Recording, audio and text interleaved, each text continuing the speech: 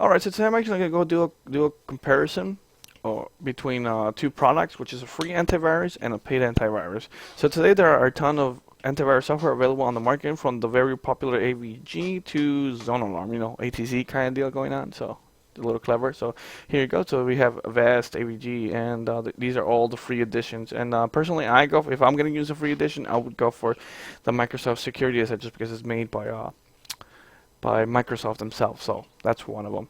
So all these companies provide some sort of free software, some sort of free version of their paid antivirus software in exchange for a few pop-up ads advertising to upgrade to the paid version, and what extra features you will get if you actually pay for it.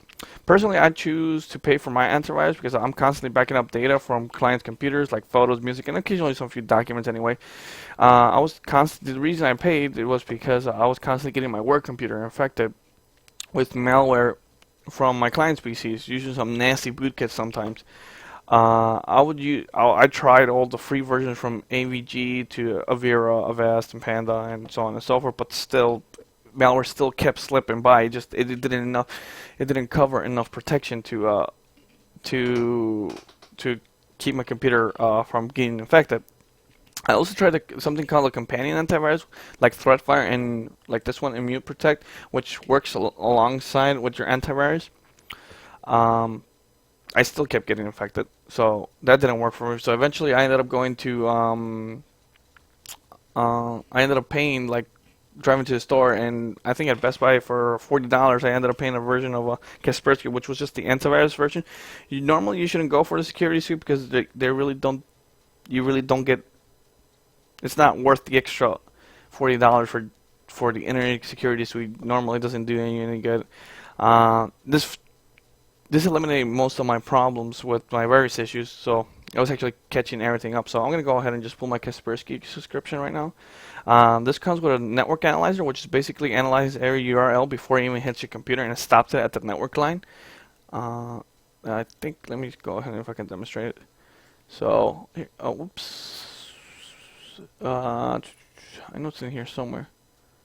Here we go. Network. So I'll network certain ports, and if you want to network all the ports, you can go ahead and do that. So if you want to get sophisticated, Kaspersky, it also came with Kaspersky Rescue CD. I know Norton has a Rescue CD as well, which is I believe for Norton, I'm not too sure if it's Linux, but for this one, it's a KDE-based Linux on-demand virus scanner that will boot off the CD, which is over here, and you actually could create a USB stick, a bootable environment through a USB stick now.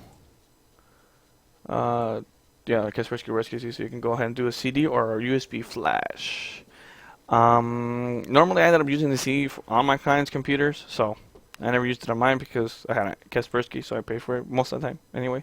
So updates are also frequent and up to the minute, and downloads are actually faster than compared to free versions. You usually get them maybe once a day, but with Kaspersky, you get at least 3 updates a day. The malware detection are usually higher because the free version usually has a dumbed down version of their scanner or their prevention utility, or whatever you want to call it. And paid usually has a more efficient on scanning and more up to date system than the free version as well. So also with paid, you actually with this one in particular, you actually get a virtual keyboard. I don't know why. Maybe for like a touch screen, maybe. I don't know. Maybe with Windows 8 coming out and being able to support like the ARM processor that will be able to be like put on like a tablet or something like this. So this might be useful somehow. So it also comes like with gaming profiles, to not interrupt gaming. I know in AVG when I used to game, it will like interrupt me with their stupid pop-ups, or was it Avira? That would annoy the hell out of me. So you come with battery saving, compatibility, and also it comes with some paid antivirus come with a backup and sync feature, but that's an extra cost, like for $10, I believe, that from Norton. I remember when I used to run Norton, and it also comes with clean utilities like for the IE and your cookies and stuff like that. So you get a lot more for your money. I paid $40 for this for a whole year. Another concern why you should pay for your antivirus, because they have become very efficient and they have been well written and they can hide very well in your system. So It's not like in 1987 when the first computer virus was actually, or is it?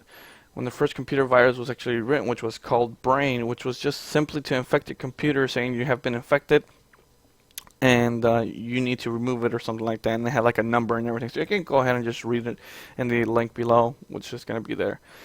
Most of the time, the older viruses usually just did it for a bit of recognition. They didn't want to steal your information. They didn't want to crash your computer most of the time. They just wanted to have a bit of fun with you or even play games with you. So now, viruses have become really, really powerful and very destructive that lead into a real world now, as this one, which is a SASR virus, which actually canceled flights at Delta Airlines because the computers were crashing and lost satellite communications. The British Coast Guard lost satellite communications. It was actually done by a 17-year-old in Germany called Bingo back in 2004. He didn't serve any jail time because he was 17. So, and another very powerful virus that's still going around is actually called the Stuxnet virus, which was discovered in 2008, if I'm not mistaken, or their computers were infected in 2008 in Iran, which slowed down the productivity of the production of uranium by 30%, as you can tell. But that's a whole nother topic that leads into cyber warfare that I'm not going to get into, which is quite scary now. And so these viruses are well written. So paying for antivirus is going to make sure you have a 2-layer protection. You're going to get updates to the minute to make sure they prevent these malicious viruses getting into your computer that are going to be really hard to get rid of because they're really sophisticated and they're intended to stay in your computer and hidden. So now we get to the bad part of paid antivirus. Sometimes they can be evil with other programs and they might not play well, and something with compatibility occasionally. There's sometimes a pain to remove, like Norton. You know, Norton is famous for not being able to remove that well. There's actually a set of tools to naturally remove. I'm actually going to leave a link. So this blog has all the different removal utilities for every specific antivirus that you might have.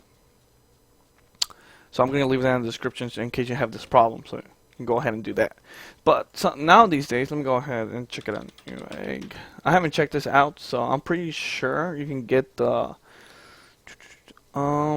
if I would be software duh. So it will be in software and security. So $35 for Kaspersky, but with the million rebate, you actually pay nothing. So you're basically free. So why not to get a premium subscription? Which other? I know Norton usually has one, but not at this given time. But usually Norton has one, but Kaspersky does. So that's one of them. I guess I know Kaspersky has. If you don't want to pay for it, if you just want to wait for the mail-in rebate. If money is a concern, you can go ahead and do that. Or if you go to your local electronics store, you can probably get it for $40 anyway. So there's no reason why you shouldn't have a paid antivirus. So that's the only catch. To sum up this whole thing, computer viruses are not what they used to be. They're actually more sophisticated and more well written by software engineers now. You know, Russians and Chinese, or so the rumor is anyway. Free versions are not sufficient to protect yourself from when the updates are slow and they're not up to the minute, like with paid. And paid antivirus isn't expensive as you think. So hopefully you found some useful information in this video, and I'll just leave the articles mentioned in this video, and hope you have a nice day. And